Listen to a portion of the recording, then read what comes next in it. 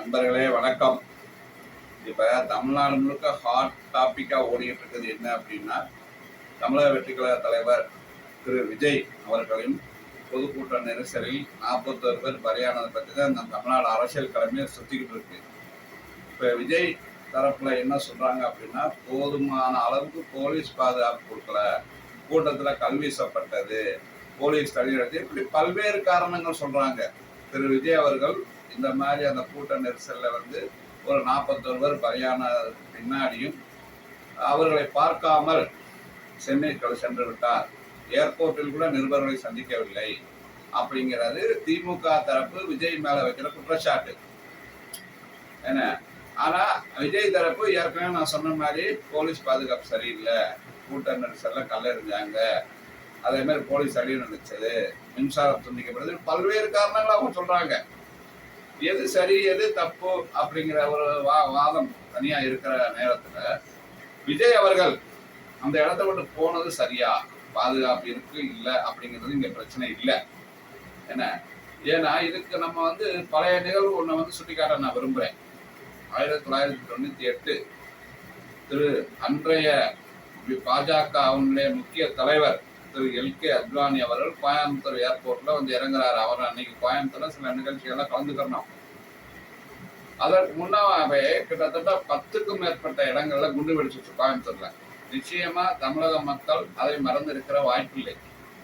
10க்கும் மேற்பட்ட இடத்துல குண்டு வெடிச்சு கிட்டத்தட்ட 68 பேர் வரைக்கும் பலியான ஒரு சூழ்நிலை. தமிழ்நாடே ஒரு கதி கலங்கி இருக்க நேரம், பர்டிகுலரா கோயம்புத்தூர் மாநகரத்துல என்ன நடக்குதுன்னு யாருக்குமே ஒன்றும் புரியல.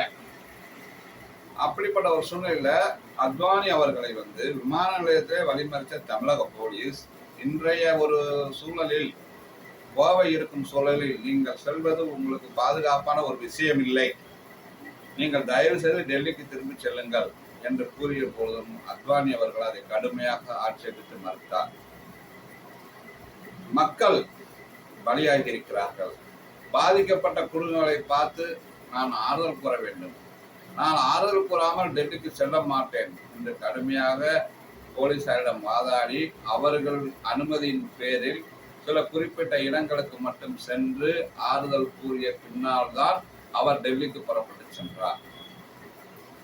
அப்படி ஒரு நிலையை திரு விஜய் அவர்கள் மேற்கொண்டிருந்தால், அவ்வாறு அவர் செய்திருந்தால், அன்று இரவே கல்லூரியில் பாதிக்கப்பட்ட மக்களை சந்தித்து அவர் ஆறுதல் கூறியிருந்தால் அவருடைய செல்வாக்கு சற்றே இன்னும் கூடியிருக்கும், அதிகரித்திருக்கும் என்பதில் எனக்கு எந்த விதமான சந்தேகமும் இல்லை. இதுல இன்னொன்னு என்ன அப்படின்னு கேட்டீங்கன்னா, தமிழக அரசு ஓய்வு பெற்ற நீதிபதி திருமதி அருணா ஜெகதீசன் அவர்களை தலைமையாக வைத்து, தலைவராக வைத்து ஒரு விசாரணை கமிஷன் அமைச்சிருக்காங்க. அவங்க ஒரு விசாரிச்சுட்டு இருக்காங்க. அதே மாதிரி கோர்ட் போலீஸ் அதிகாரி திரு அஷ்ராக் கார்க் அவர்களை வச்சு ஒரு கமிட்டி நியமிச்சு என்ன நடந்துச்சுன்னு கேட்க சொல்லியிருக்காங்க, விசாரிக்க சொல்லியிருக்காங்க. அவங்க ஒரு விசாரிச்சுட்டு இருக்காங்க. இது இல்லாம உண்மை கண்டறியும் குழுன்னு பல அரசியல் கட்சிகள், பாஜக உட்பட அரசியல் கட்சிகள் கரூரை விசாரிச்சுட்டு போயிருக்காங்க. பாஜக குழு நல்லா தெரியும், நமக்கு நல்லாவே தெரியும். எந்த குழு எப்படி வேணாலும் அறிக்கை கொடுக்கலாம், அந்த சம்பவத்திற்கு என்ன வேணாலும் காரணமாக இருக்கலாம்.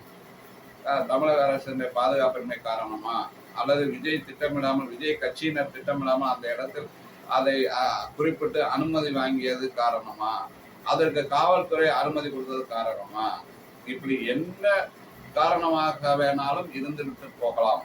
ஆனால் திரு விஜய் அவர்களை பார்க்க அந்த கூட்டத்துக்கு வந்தவன் இறந்து போயிருக்கான, கண்டிப்பா தாவேகா கட்சி தொண்டனா தான் அவன் இருப்பான். தாவேகா கட்சி தொண்டன் இறந்து கிடக்கிறாங்க ஒரு சூழ்நிலையில விஜய் அவர்கள் அவர்களை, தன்னுடைய தொண்டனை, பாதிக்கப்பட்ட தன்னுடைய தொண்டனின் குடும்பத்தினரை பார்க்காமல் அவர் சென்னை சென்றது, அதே சமயம் விமான நிலையத்தில் நிருபர்களை சந்தித்த மறுத்தது, இது எல்லாமே அவருடைய அரசியல் முதிர்ச்சி இல்லாத தன்மையை காட்டுகிறது என்று நான் கருதுகிறேன். என்னுடைய கருத்து அது. நன்றி, வணக்கம்.